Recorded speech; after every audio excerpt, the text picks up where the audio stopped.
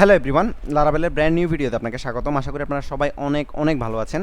গত পর্বে আমরা আমাদের প্রজেক্টের জন্য যে ম্যাটেরিয়ালসগুলো দরকার, অর্থাৎ আমাদের যে রিসোর্সগুলো দরকার, এগুলো আমি আপনাদেরকে প্রোভাইড করে দিয়েছি। সো সেগুলো আপনারা দেখে নেবেন এবং আশা করি ইতিমধ্যে আপনারা সেই টেমপ্লেটগুলো ডাউনলোড করে রেখেছেন। সো ডাউনলোড যদি করে থাকেন তাহলে আজকে আমরা মোটামুটি আমাদের প্রজেক্টে আমাদের ওই টেমপ্লেটগুলো আমরা সেট আপ করবো। ঠিক আছে, সো চলেন আমরা আর কথা না বাড়িয়ে শুরু করি।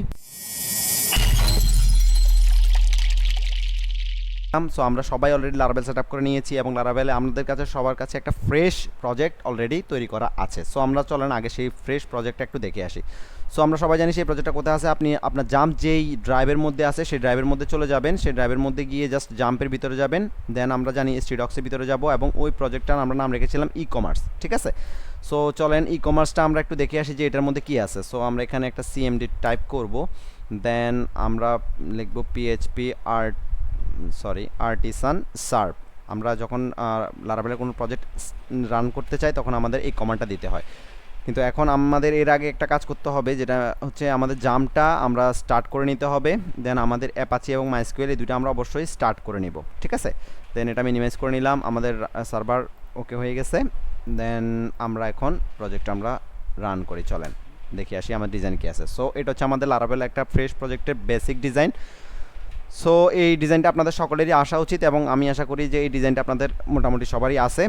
সো চলেন আমরা এখন টেমপ্লেট যেটা আমরা ডাউনলোড করছি ফ্রন্ট এন্ডের জন্য, সেই টেমপ্লেটটা আমরা আমাদের এখানে আমরা সেট আপ করবো। ঠিক আছে, তাহলে আমাদের প্রজেক্টটা আছে কোথায়? আমাদের প্রজেক্টটা আছে হচ্ছে আমাদের জাম্পের মধ্যে, স্ট্রিডক্সের মধ্যে, দেন ই কমার্স। সো এটাকে আমরা আমাদের পছন্দের আইডিতে নিয়ে যাব। সো আমি পিএইচপি স্ট্রম ইউজ করতেছি। আপনারা চাইলে সাবলাইম টেক্সট ইউজ করতে পারেন কিংবা চাইলে আপনারা অ্যাটম ইউজ করতে পারেন, কোনো সমস্যা নেই। সো আপনার পছন্দের আইডিতে নিয়ে যাবেন, তাহলে আমার এখানে প্রজেক্টটা আসলো। ওকে, দেন এখন আমরা দেখি যে একটা লারাবেলের ফ্রেশ প্রজেক্টের মধ্যে কি কি থাকে। ঠিক আছে, এবং কোথায় কি থাকে। তো আমরা এর আগে যখন এমবেসি নিয়ে আলোচনা করেছিলাম সেখানে আমরা বলেছিলাম যে আমাদের লারাবেলের প্রজেক্টে মোটামুটি তিনটা বেসিক অর্থাৎ তিনটা জিনিস মোটামুটি থাকে: ভিউ, কন্ট্রোলার এবং মডেল। ওকে, তাইলে আমরা কন্ট্রোলারটা কোথায় পাবো? কন্ট্রোলারটা আমরা এই অ্যাপসের মধ্যে, এই যে এসটিটিপি আছে, এসটিটিপির মধ্যে আমরা পাবো। ঠিক আছে, অ্যাপ থেকে এসটিটিপি, দেন আমরা এই কন্ট্রোলার ফোল্ডারের মধ্যে আমার যতগুলো কন্ট্রোলার আমি ক্রিয়েট করব সবগুলো এসে এখানে স্টোর হবে এবং আমরা এখান থেকে কন্ট্রোলারগুলো পাবো। ঠিক আছে, আর মডেলগুলো আমরা পাবো ঠিক সেম এই এসটিটিপির পরে যে ফোল্ডারটা আছে মডেল নামে, এই মডেলের মধ্যে। ঠিক আছে, তাহলে কন্ট্রোলারটা পাবো এসটিটিপির মধ্যে, কন্ট্রোলার, দেন কন্ট্রোলার মধ্যে আমরা পাবো, এবং আমরা মডেলটা সরাসরি পাবো হচ্ছে অ্যাপের মধ্যে, মডেলের মধ্যে, মডেল ফোল্ডারের মধ্যে। ঠিক আছে, ওকে, তাহলে আমরা ভিউটা কোথায় পাবো? ভিউটা আমরা পাবো হচ্ছে রিসোর্স ফোল্ডার, রিসোর্স নামে একটা ফোল্ডার আছে, রিসোর্স ফোল্ডারের মধ্যে ভিউস। এই ভিউসের মধ্যে আমার ব্লেড ফাইলগুলো থাকবে, অর্থাৎ ভিউর জন্য যে ফাইলগুলো আমরা করবো সেগুলো আমার থাকবে হচ্ছে এই ভিউয়ের মধ্যে। ঠিক আছে, ফাইন। এছাড়া আমাদের আরও কিছু জিনিস আছে, যেমন ডেটাবেজের আমাদের মাইগ্রেশনের যে ফাইলগুলো থাকবে সেটা আমার ডেটাবেজের মধ্যে এই মাইগ্রেশন ফোল্ডারের মধ্যে থাকবে।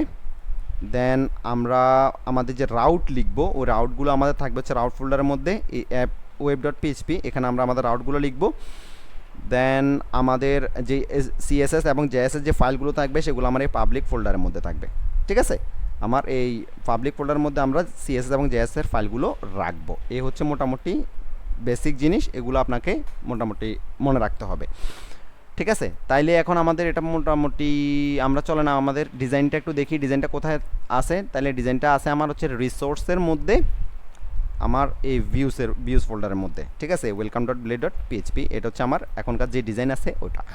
তাহলে এখানে আমি কি সেট করব? এখানে আমি সেট করব হচ্ছে আমাদের নতুন টেমপ্লেটের যে ডিজাইনটা সেটা আমরা সেট করব। তাহলে আমরা চলেন ওই ডিজাইনটা আগে নিয়ে আসি।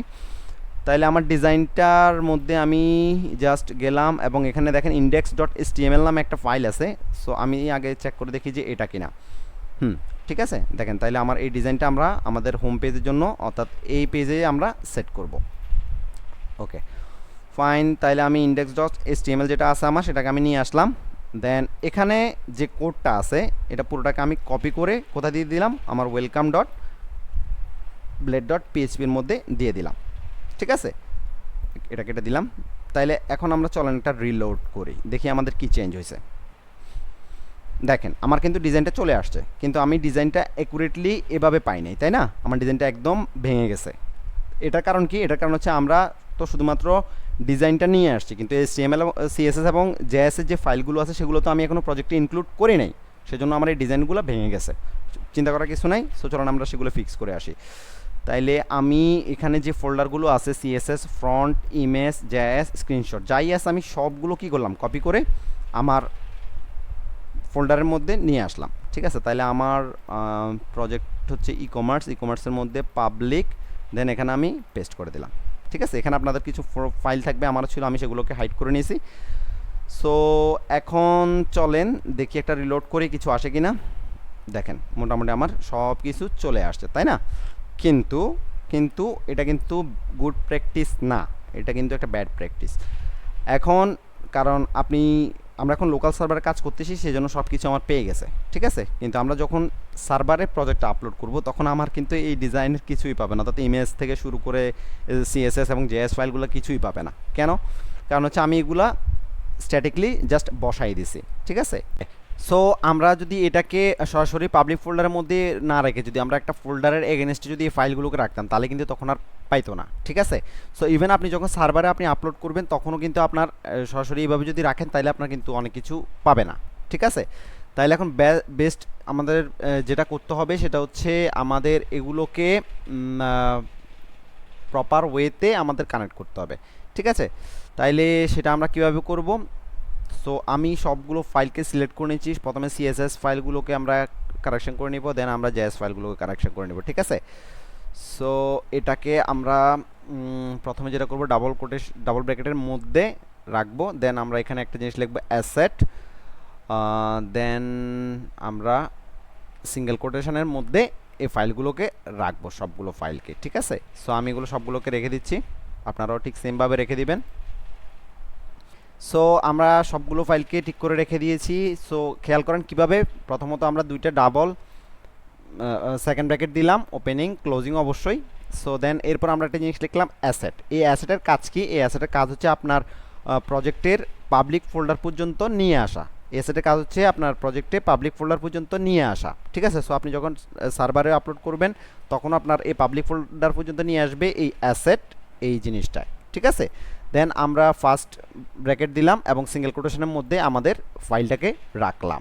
ঠিক আছে, এখন যদি আপনার এখানে যদি আরও একটা ফোল্ডার রাখতাম আমরা ফ্রন্ট এন্ড কিংবা অন্য কোনো নামে, তাই তখনও কিন্তু সমস্যাটা আর হতো না। ঠিক আছে, সো ঠিক সেমভাবে আমরা আমাদের JS ফাইলগুলোকেও ঠিক করে নিব। সো JS ফাইলগুলো একদম সবার শেষে পাবেন, এখানে আছে। সো এগুলোকে আমি ঠিক করে নিচ্ছি।